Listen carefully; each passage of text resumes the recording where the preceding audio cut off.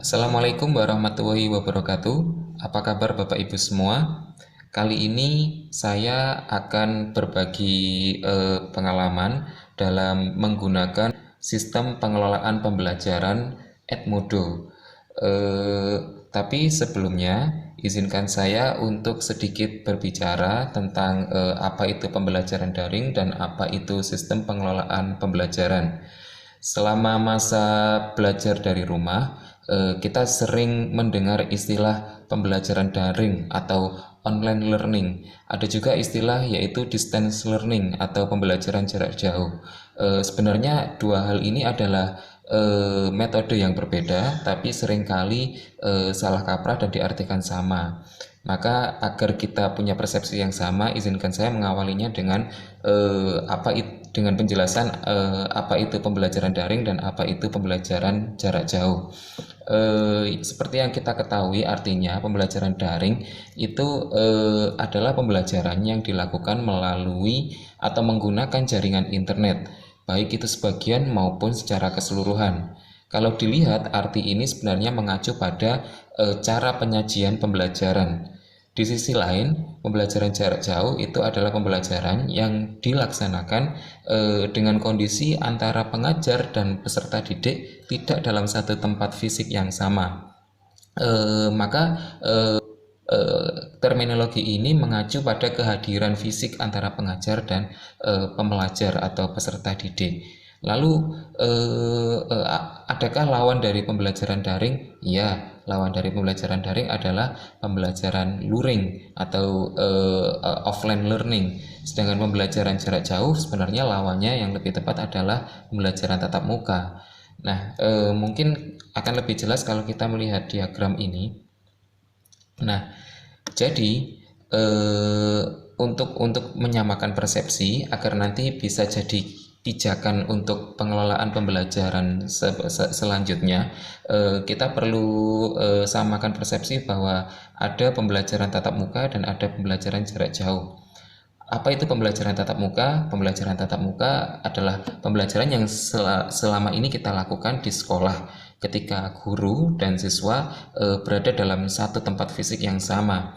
Sedangkan pembelajaran jarak jauh ini adalah metode yang 4 bulan terakhir ini kita lakukan dikarenakan wabah COVID-19, sehingga antara guru dan siswa tidak dalam tempat fisik yang sama, tetapi pembelajaran tetap bisa dilakukan.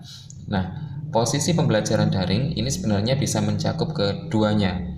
Jadi, jika mengacu pada terminologi tadi bahwa pembelajaran daring ini cara penyajian materi menggunakan jaringan internet, maka baik pembelajaran tatap muka maupun pembelajaran jarak jauh sebenarnya bisa disajikan menggunakan cara atau strategi pembelajaran daring atau online learning.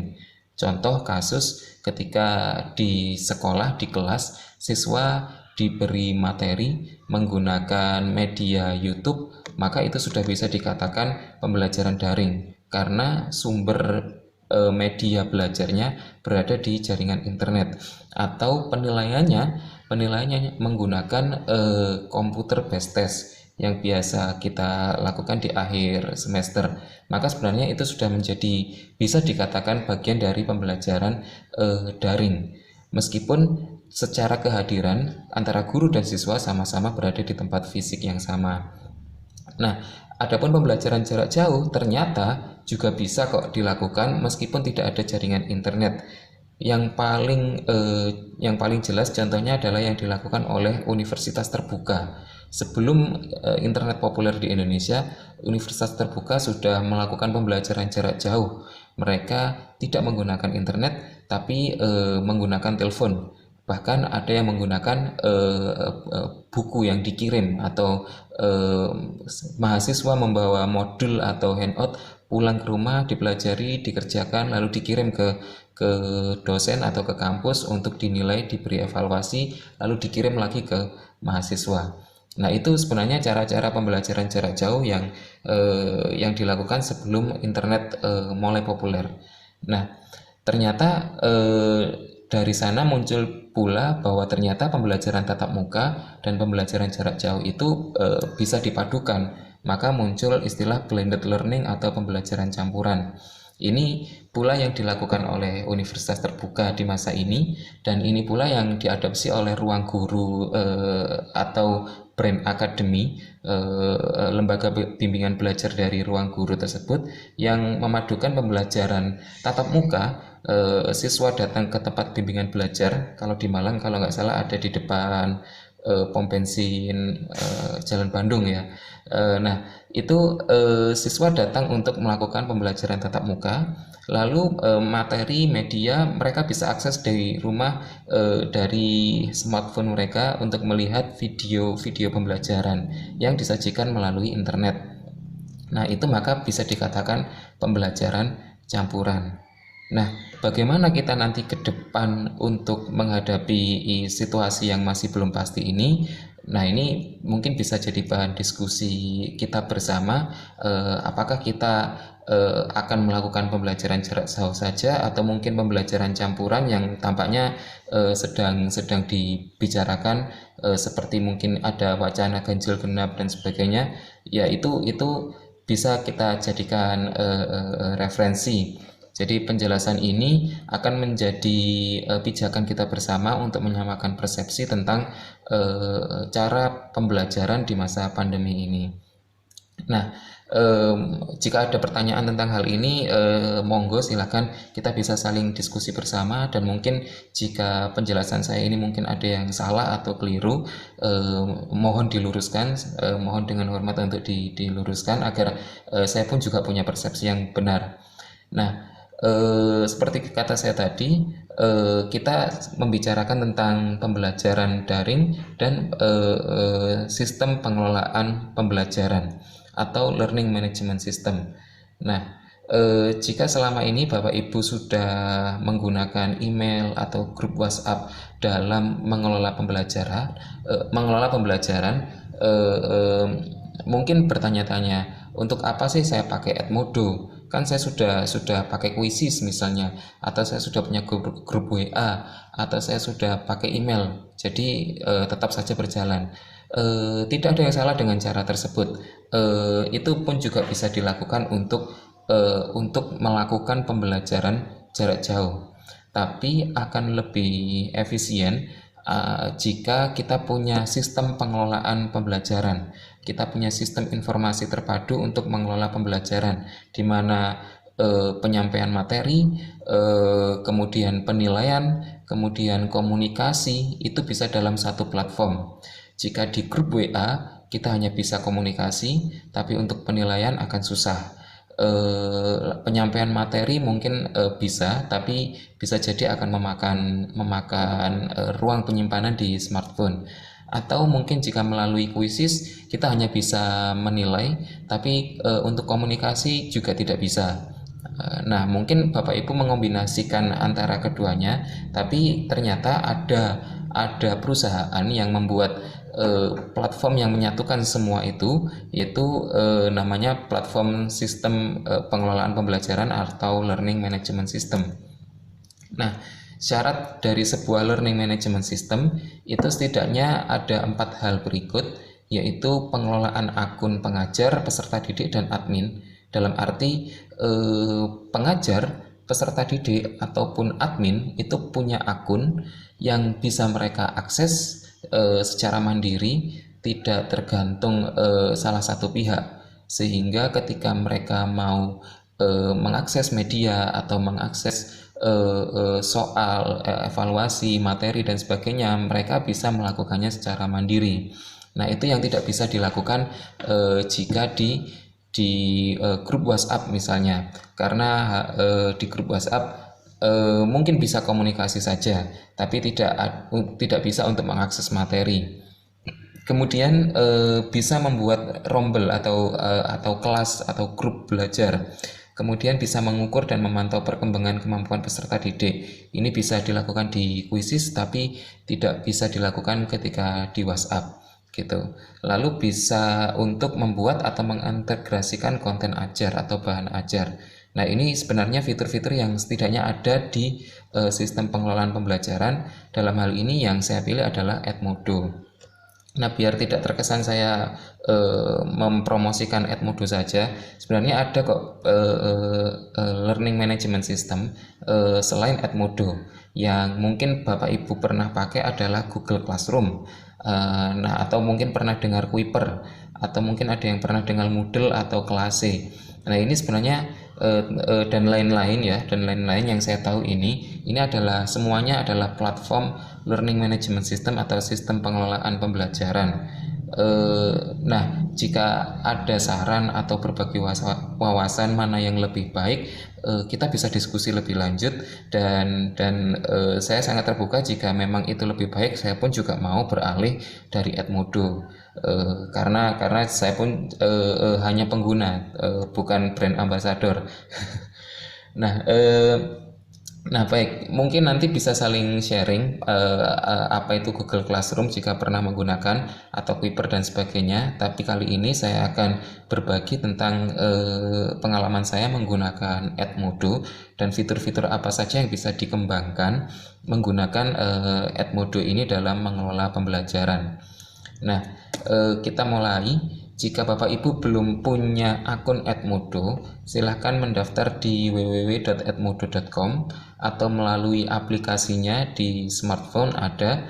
Tapi kali ini saya hanya menjelaskan yang melalui website karena tampilan fiturnya lebih luas, tidak seperti di smartphone.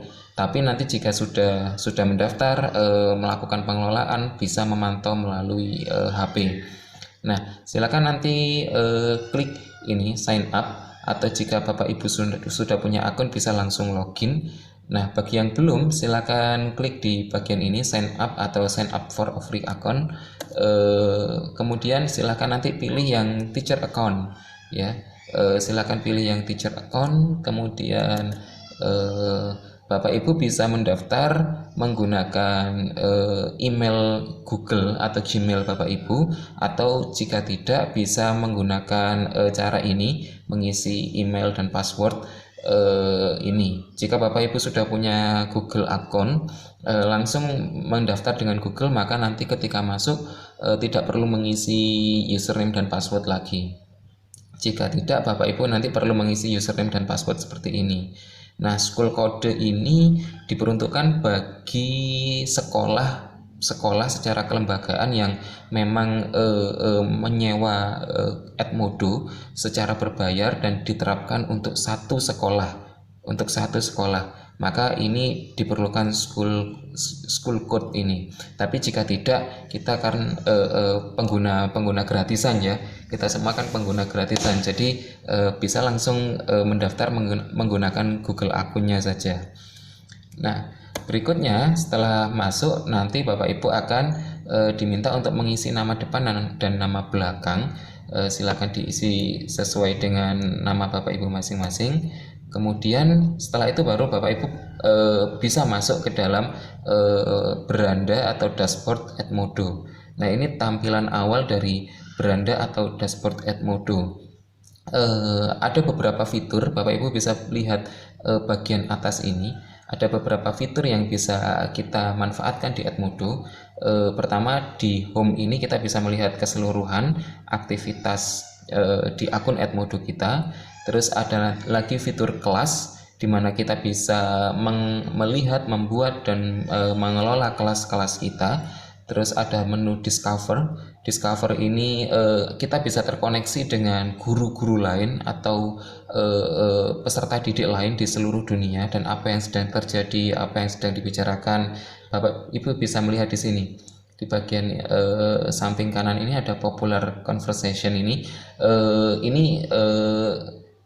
Apa ini, semacam hashtag dari para pengajar dan dari para pembelajar seluruh dunia yang sedang trending, yang bisa kita ikut belajar dari sana dan melihat.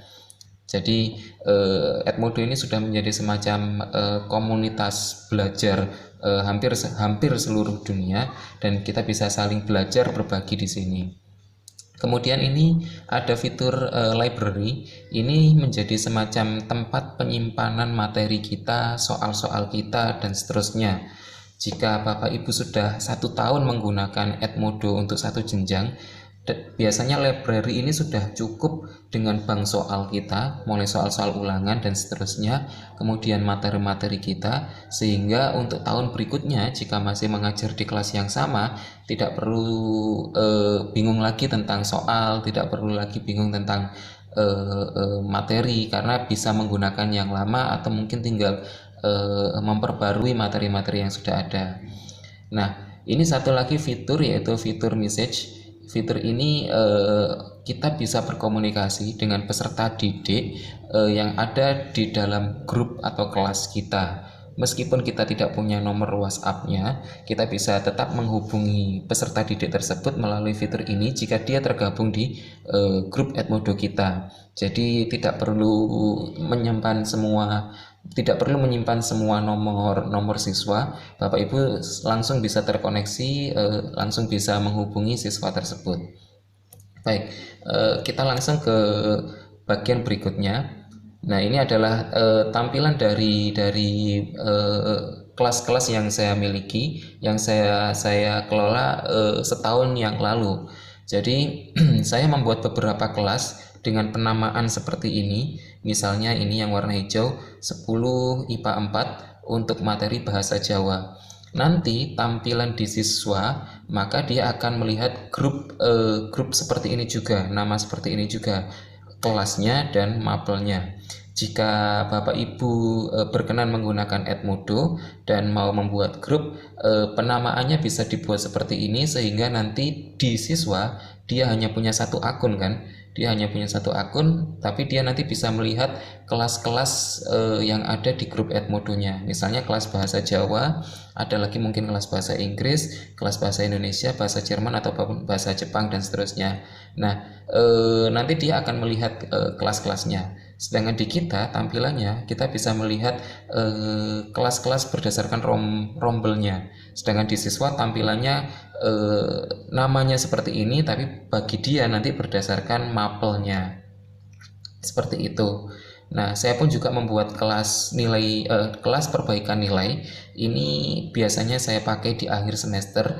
Siswa-siswa yang nilainya kurang, itu saya masukkan ke kelas ini untuk mengerjakan soal perbaikan atau soal perbaikan nilai atau soal remedi gitu. Kenapa saya masukkan jadi satu di sini? Agar siswa lain yang tidak perlu perbaikan nilai di kelas IPA 4 misalnya, dia tidak akan melihat soal yang saya berikan untuk anak-anak dalam perbaikan nilai ini, sehingga tidak mengganggu bagi siswa yang ada di kelas yang sebenarnya. Nah, tapi masalah pengelolaan perbaikan nilai ini sebenarnya hak prerogatif masing-masing guru, entah bagaimana caranya. Yang jelas ini mungkin bisa jadi saran atau jadi apa ini? Jadi tambahan bagi Bapak Ibu bagaimana jika mau membuat perbaikan nilai. Nah, di fitur kelas ini kita ada subfitur, yaitu yang kita lihat tadi, kelas manajemen, what's do atau apa yang terjadi, dan progress. Progress ini seperti buku nilai. Nah, tapi sebelum itu kita coba buat kelas dulu. Bapak Ibu silakan mengeklik simbol atau tanda tambah biru di pojok kanan atas ini. Kemudian nanti akan muncul formulir untuk mengisi kelas. Nah, Bapak Ibu bisa menuliskan nama kelas, kemudian bisa mendeskripsikan kelas apa tersebut, dan bisa memilih ini grade atau kelasnya, tingkat kelasnya, dan memilih subjeknya atau mata pelajarannya. Lalu bisa, agar mudah, biasanya bisa ditandai dengan warna. Jadi setiap kelas bisa ditandai dengan warna. Misalnya Bapak Ibu mengajar IPA, IPS, bahasa, maka warna untuk IPA beda, IPS beda, bahasa beda. Atau Bapak Ibu mengajar kelas 10, 11, 12, maka bisa dibuat warna khusus kelas 10 beda, kelas 11 beda, dan kelas 12 beda. Kemudian bisa klik ini, jika sudah diisi, klik create. Kemudian nanti bisa pilih add student atau explore class. Nah, Bapak Ibu klik dulu add student, yaitu menambahkan siswa. Nah, bagaimana cara menambahkan siswa? Ada dua cara. Yang pertama yaitu dengan mengundangnya, memberinya kode kelas, atau dengan membuat mengaktifkan akunnya langsung dan mengirimnya ke email mereka masing-masing. Tapi saran saya, mereka biarkan membuat akun sendiri. Jika belum punya, Bapak Ibu hanya perlu memberikan kode kelasnya, itu lebih sederhana. Jadi Bapak Ibu bisa klik invite di sini, lalu kemudian nanti akan muncul tampilan seperti ini. Nah, ini contoh kode kelasnya. Ini bisa Bapak Ibu kirimkan ke grup WA atau ke salah satu siswa di kelas tersebut untuk disampaikan ke teman-temannya agar mereka bergabung dengan grup kelas yang sudah Bapak Ibu buat. Jadi misalnya Bapak Ibu mengajar 5 kelas, ini bisa disimpan dulu atau dinamai dulu di Word, misalnya diketik di Word, kemudian baru nanti dibagi atau dikirimkan ke para siswa gitu. Atau Bapak Ibu juga bisa membagikan kode ini melalui file PDF. Jadi bisa diklik ini share a PDF, lalu diklik ini view PDF instruction. Nanti di dalamnya ada instruksi sekaligus kode kelas seperti ini tadi, sehingga nanti tinggal kirim ke para siswa. Nah, Bapak Ibu pun juga bisa mengundang para wali murid untuk bergabung di kelas siswanya masing-masing. Inilah kelebihan yang ada di Edmodo. Jadi di dalam kelas bisa ada 3 elemen, yaitu guru, siswa, dan wali murid. Para wali murid ini nanti bisa memantau perkembangan masing-masing putranya di dalam kelas yang Bapak Ibu ampu, dan para wali murid ini pun juga bisa melihat apa yang Bapak Ibu sampaikan di kelas, di grup kelas itu.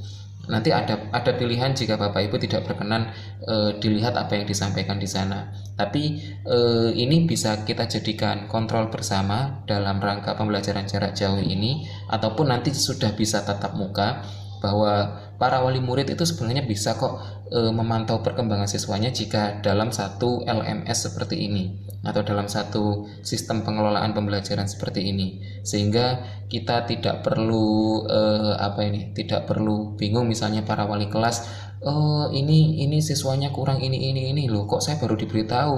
Nah, kalau sudah seperti ini, para orang tua juga masuk ke dalam grup kelas di Edmodo ini, mereka bisa melihat perkembangan siswa mulai dari awal. Jadi seperti itu. Nah, silakan kembali ke kelas, ke fitur kelas ini. Nah, ini tampilan kelasnya. Ini contoh tampilan kelas yang nanti akan Bapak Ibu ampu.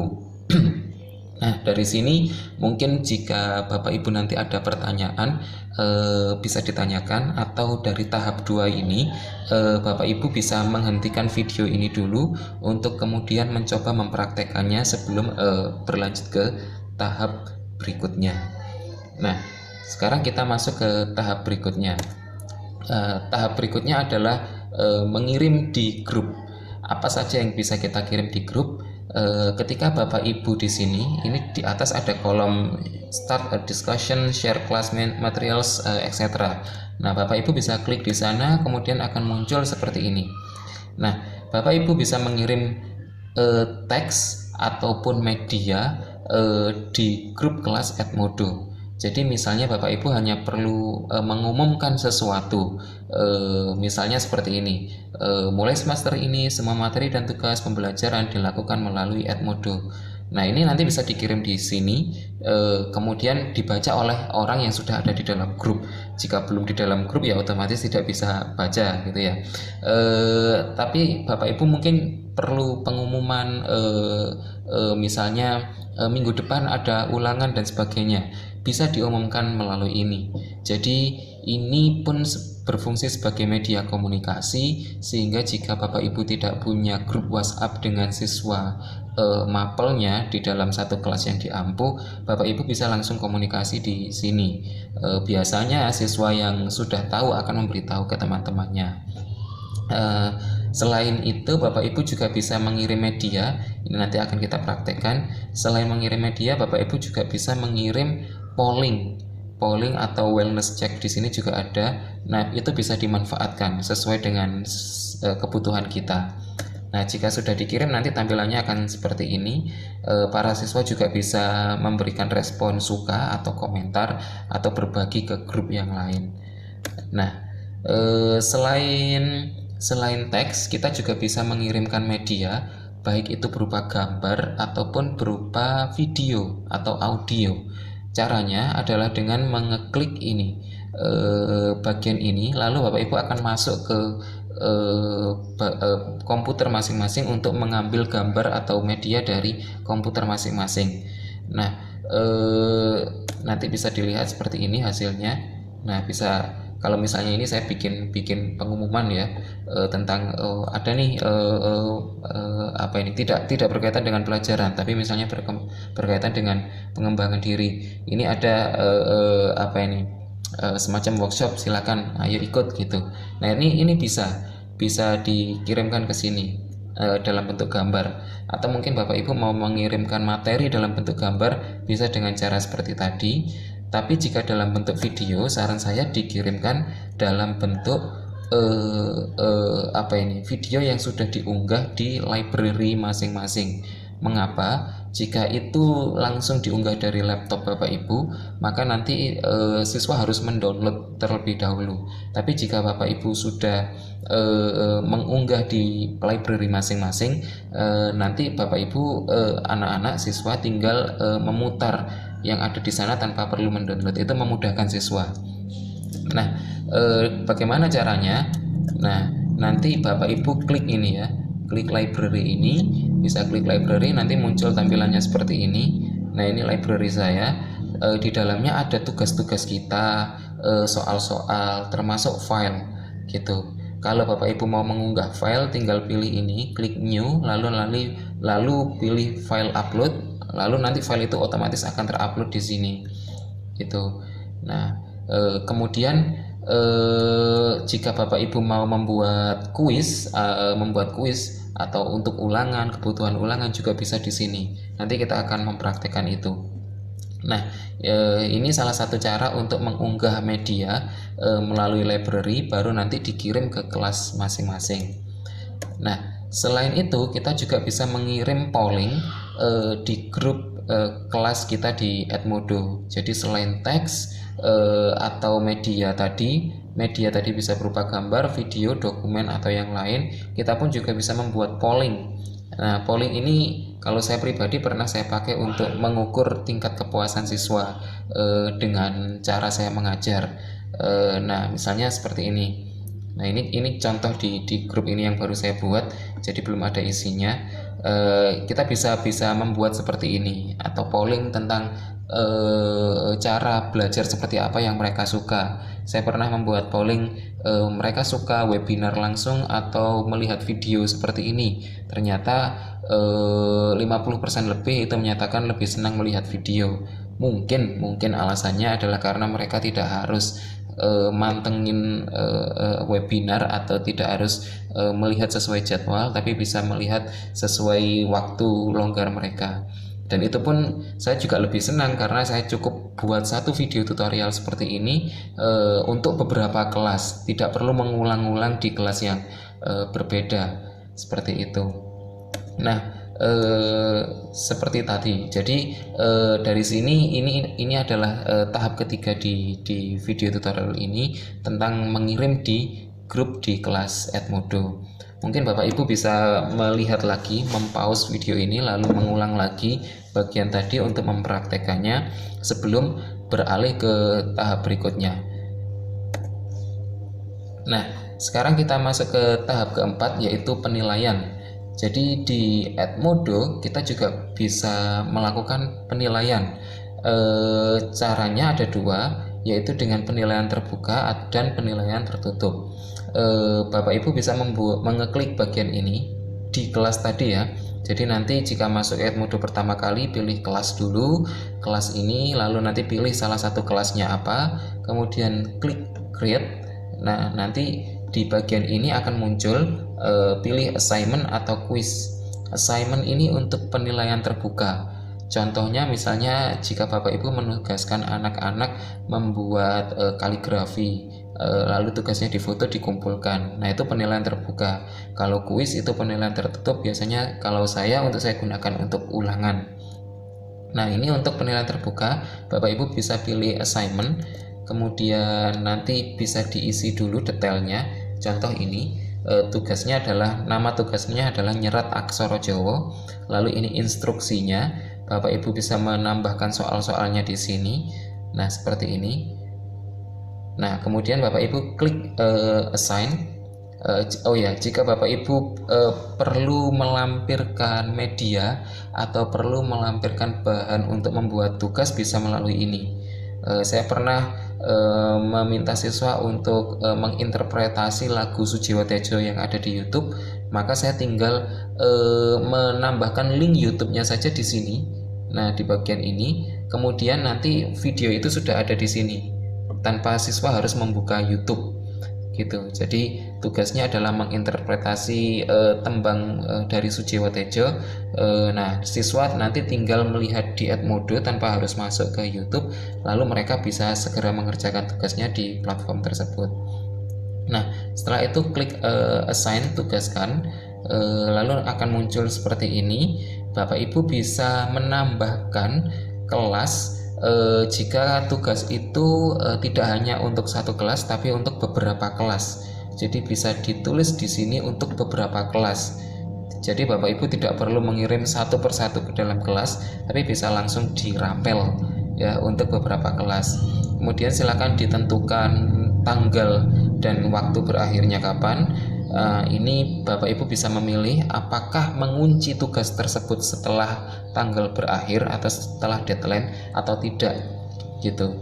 Jika Bapak Ibu memilih lock after due date, maka Bapak Ibu akan menutup kesempatan siswa-siswa yang terlambat. Mereka tidak akan bisa mengakses tugas itu lagi gitu. Bapak Ibu juga bisa memilih add to gradebook atau progress.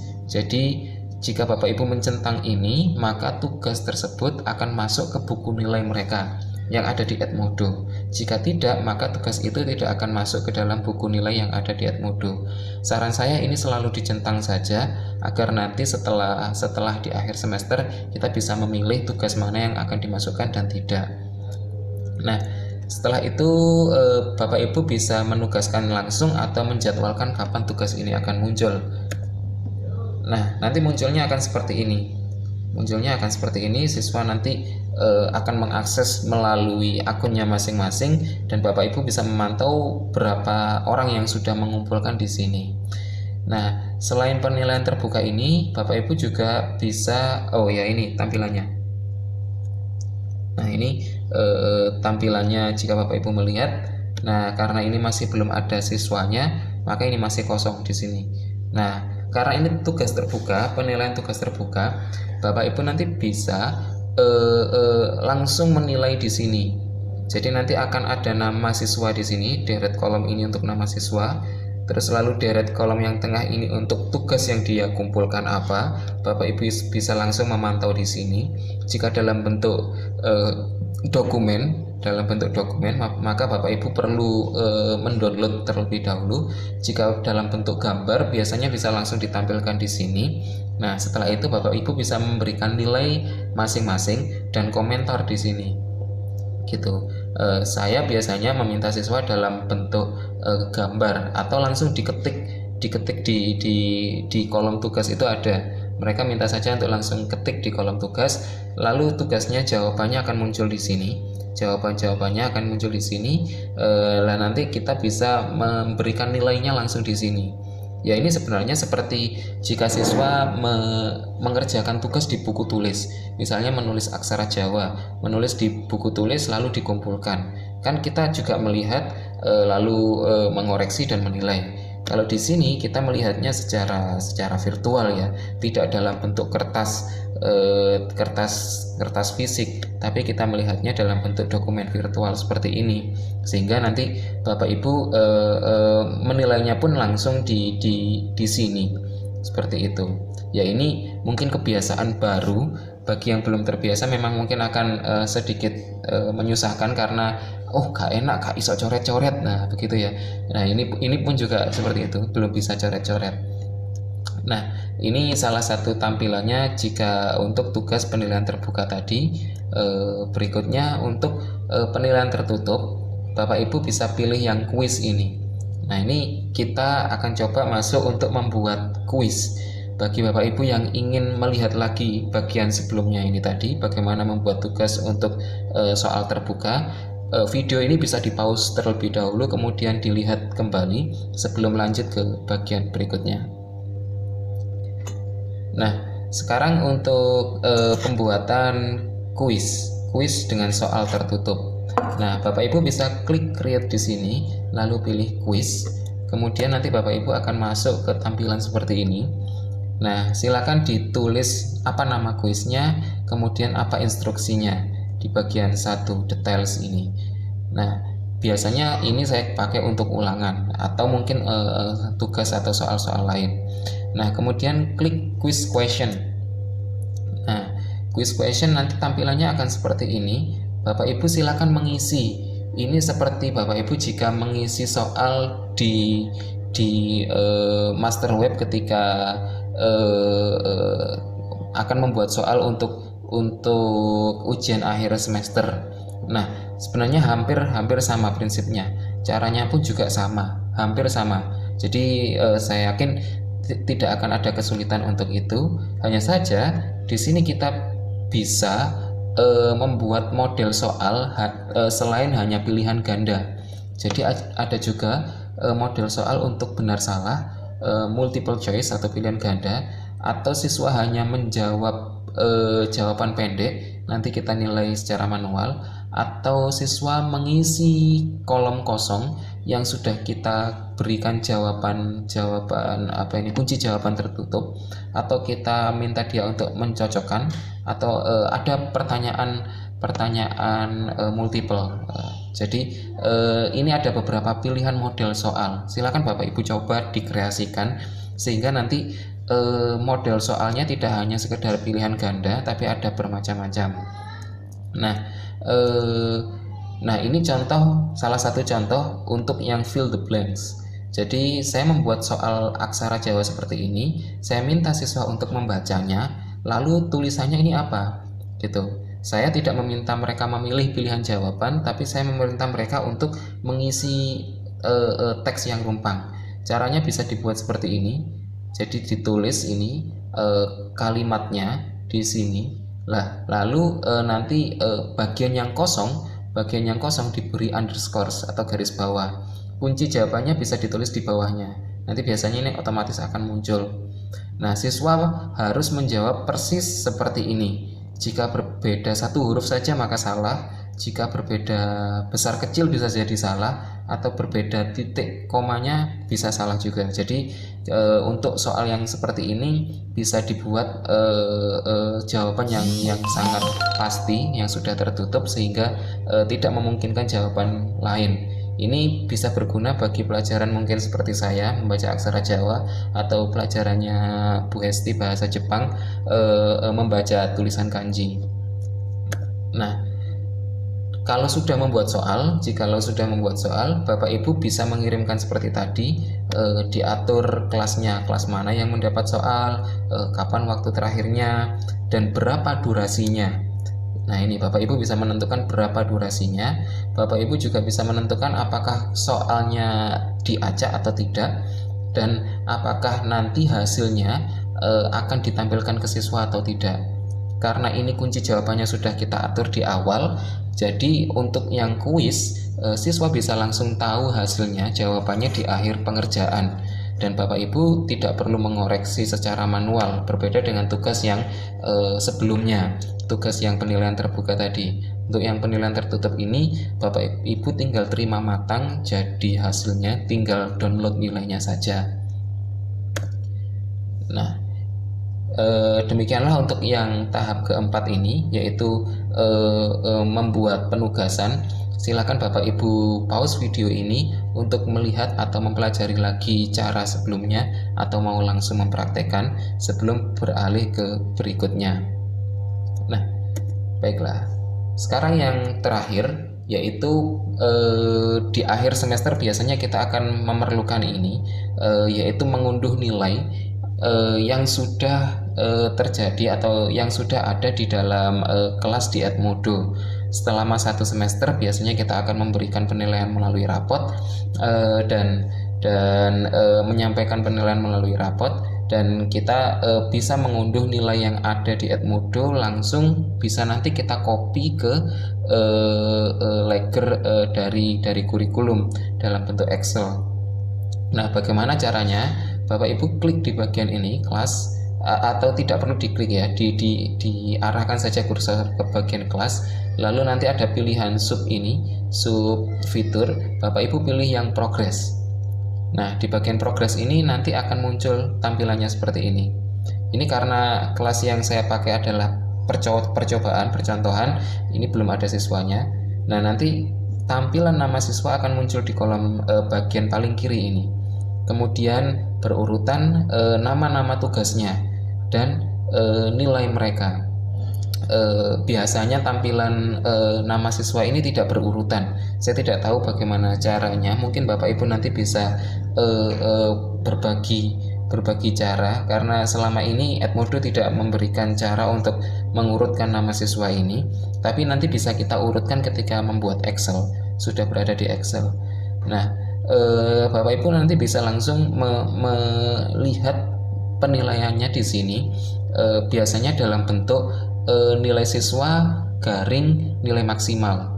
Jadi ada 2 tampilan, yaitu nilai siswanya berapa, kemudian garing nilai maksimal. Misalnya nilai siswa 70 garing 100, jadi 70 dari 100, seperti itu. Nanti tampilannya ada di sini.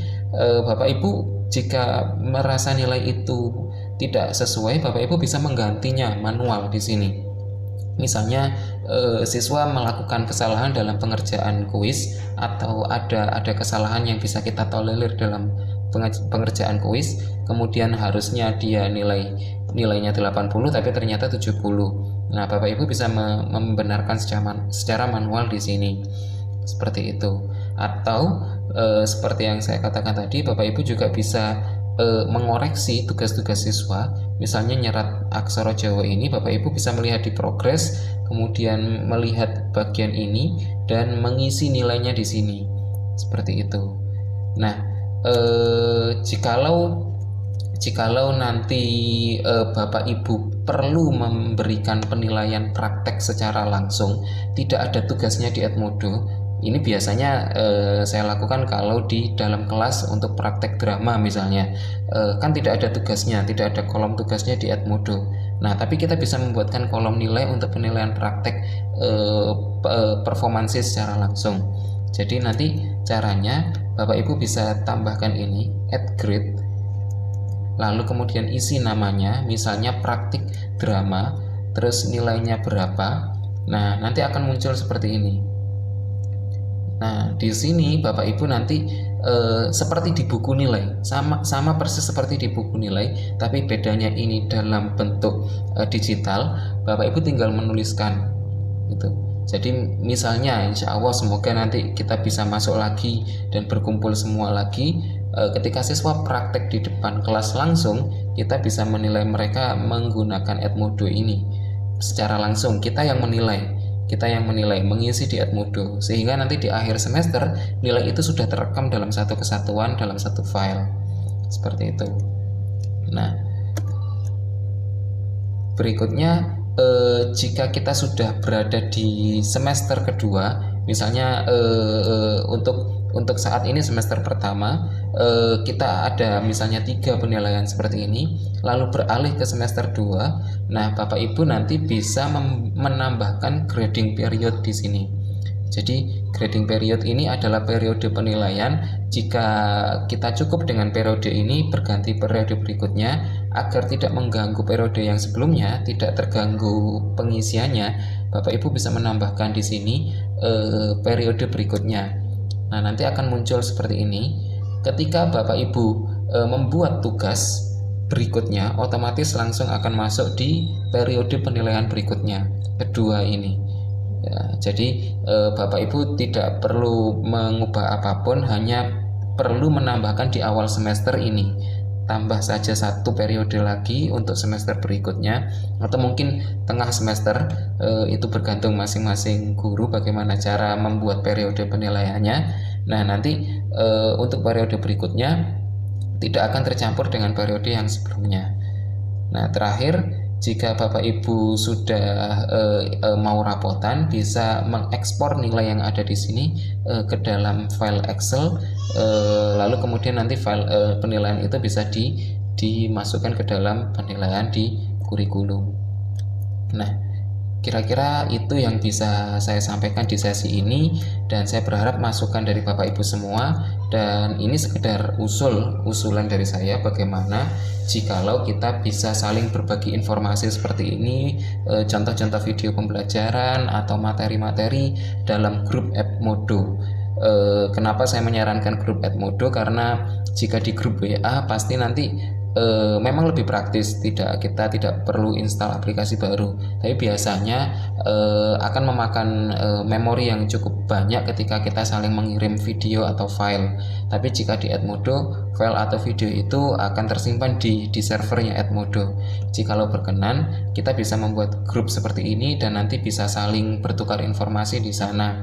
Tetap kita komunikasi melalui grup WhatsApp bisa, dan berbagi media, materi dan sebagainya bisa melalui grup ruang bahasa Semari Hasta ini. Jikalau berkenan dan usul saya ini disetujui, silakan bergabung menggunakan kode grup ini, menggunakan akun masing-masing. Jikalau tidak, ya ini bisa diabaikan. Kira-kira itu saja dari saya. Mohon maaf atas segala salah kata. Jikalau ada semur di ladang, bolehlah kita berjumpa lagi. Jikalau ada waktu senggang, bolehlah kita saling berbagi, dan semoga saling menginspirasi. Sekian dari saya, kurang lebihnya mohon maaf. Wassalamualaikum warahmatullahi wabarakatuh.